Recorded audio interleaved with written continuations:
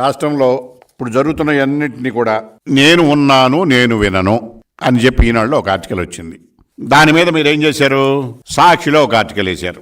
అసత్యాలు అసూయపడేలా, పైచ్యం దాటిన పైచాచికం, జనం మెచ్చిన జగన్ పాలనలో అసూయతో మెలిగిపోతున్న రామోజీ, పరిపాలనకు మానవీయతా కోణం అని చెప్పి జగన్ గారి గురించి రాశారు. నేను విన్నాను నేను ఉన్నాను అని. ఒక్క విషయానికి సమాధానం చెప్పండి.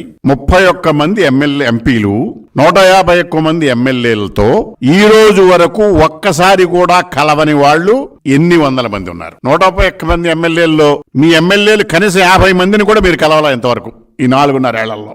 ఈ 31 మంది ఎమ్మెల్యేల్లో మీకు ఢిల్లీలో వ్యవహారాలు చక్కబెట్టి 2-3 ఎంపీలు తప్ప 31 మంది ఎంపీల్లో మీరు కలవలా. వీళ్ళతో మీరు మీటింగ్లు పెట్టలా. పార్లమెంటరీ పార్టీ సమావేశాలు లేవు, ఎమ్మెల్యేలను కలవటం లేదు.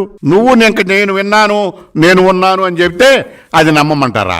మీ ఎమ్మెల్యేలకి ఎంపీలకి దిక్కులేక మీతో తగువ పెట్టుకుని మా బయటికి వెళ్ళిపోయి ఇవాళ మీ ఎమ్మెల్యేలు అందరూ ఇవాళ మీ మీద తిరగబడుతున్నారు. ఎమ్మెల్యేలు మీ తిరగబడుతుంటే ఆ ఎమ్మెల్యేలకి మీదంతా ప్రజల్లో వ్యతిరేకత ఉంది, అందుకని మిమ్మల్ని మార్చేస్తున్నానని చెప్తున్నాడు. వ్యతిరేకత ఉంది జగన్మోహన్ రెడ్డి మీద, ఎమ్మెల్యేల మీద కాదు, నీ పాలన మీద.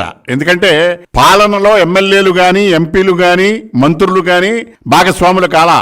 వాళ్ళు కేవలం ఉత్సవ విగ్రహాల వల్లేనే ఉన్నారు.